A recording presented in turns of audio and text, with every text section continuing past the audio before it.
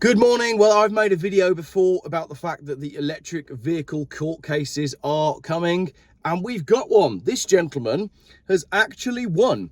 I'm going to talk you through it. I'm not in the best spot for filming. It's bank holiday, everybody's out and about, and we're trying to get stuff done, but I've got a 10-minute window when I can make this film. How a motorist took an electric car giant and won. It's an issue that can drive electric vehicle owners round the bend. How far can they travel on a fully charged battery? This is from the Mail on Sunday, which explains why it's written for children. More to the point, what recourse is there if it doesn't perform as expected? New drivers have a new champion in the form of Scottish motorist Sean Ross. The 31-year-old was so disgruntled with the range of his Audi e-tron, he took the matter to the financial ombudsman and won. In a victory that could open the door for similar complaints, Mr. Ross was given his deposit back by way of compensation and allowed to return the car.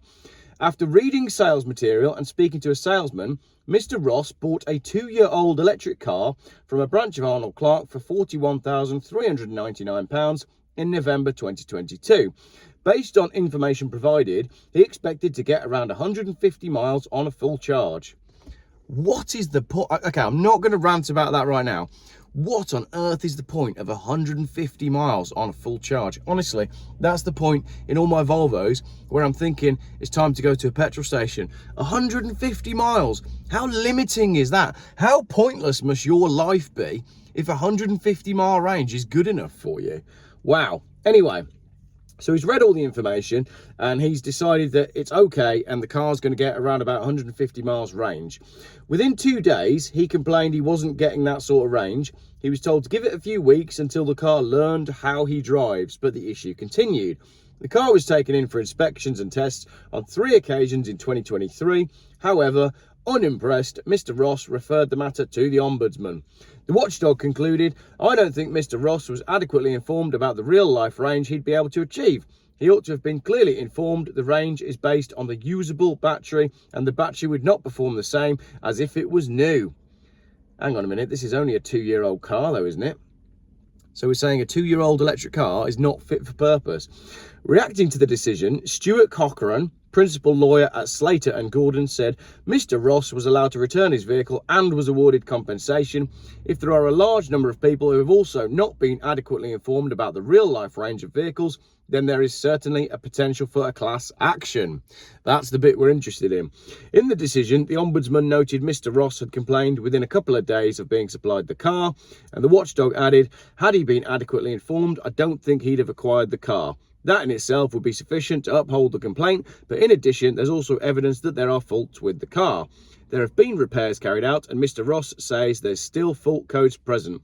He also supplied evidence that some of the faults may affect range and or performance, and I don't think a reasonable person would have expected those sort of faults given the car was around 2 years old when it was supplied, and it had only done 23,600 miles and cost more than £41,000. I'll carry on and then we'll talk. It isn't the first time the advertised range of electric vehicles has been questioned. A probe by What Car found manufacturer's lab test gave a misleading indication of battery life. The Motoring magazine reported a shortfall of up to 38% in the range of electric vehicles in low temperatures compared with official data. Mr. Ross said, I would encourage others to review the marketing material they were provided with to consider if they were missold. An Arnold Clark spokesman said, we always aim to provide our customers with the correct information to allow them to make an informed purchase. So he has gone to the Ombudsman. He has said that the range he's getting from the car is totally different to what he was told, and he's been able to get his money back. The other one that I did on this was the Lotus. Remember I did the video on the Lotus Eletre, and James had written to me.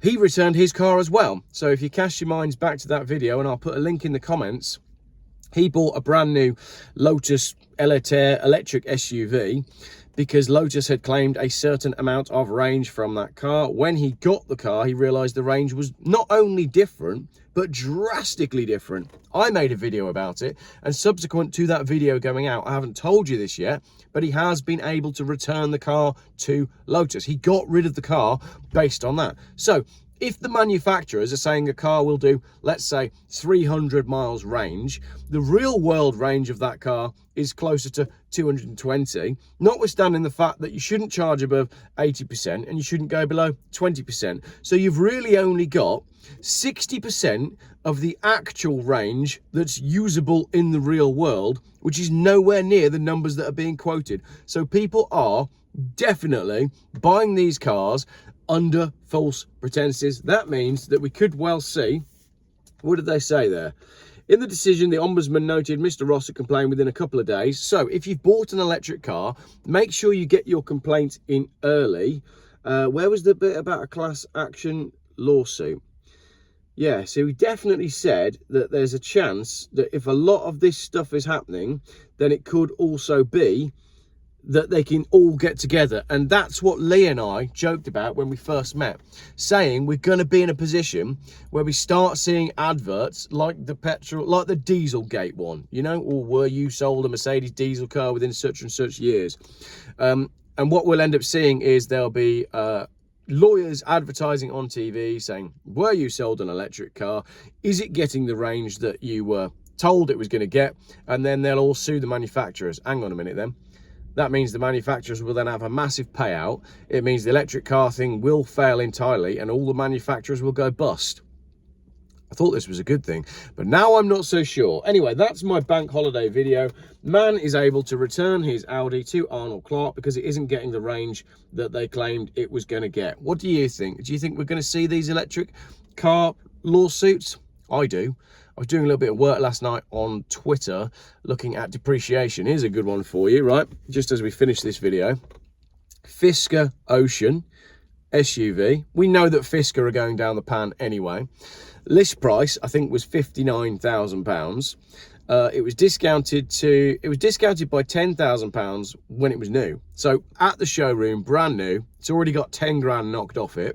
There's one on Auto Trader right now. You can go and have a look. It's done 367 miles and it's £32,000. That means that Fisker Ocean SUV has lost £73 per mile that it was driven. I know that's quite an exceptional example, but if people, you know, your Quentin Wilsons in the world are trying to tell us that it's cheaper to run an electric car, well, that person lost £73 consistently for 367 miles, and that's not even including the electricity that it cost the car to go 367 miles. So depreciation is a major problem. I will be doing, oh, there's an electric Ford Mustang there in black with small wheels on it. It just looks awful. Why would you buy that? And going past me now, there's an old diesel 15 plate Ford Focus that looks better. I'm not going to just sit here now and comment on all the, oh, Alfa Romeo. I'm not going to sit here now and comment on all the different cars that are going past, but it's incredibly busy. It's Bank Holiday Monday. Why is everyone going to the shop? I can't talk, we're at the shop, but we're going paddleboarding, so that's the end of the video. Thank you very much for watching. There's another video coming up later, because something's happened with a Porsche and a pothole, and I don't like the way it's being reported, and I just feel like, oh, Jeep Wrangler. I just feel like I need to clear the air on that one, because you'll see in the next video. Thanks for watching.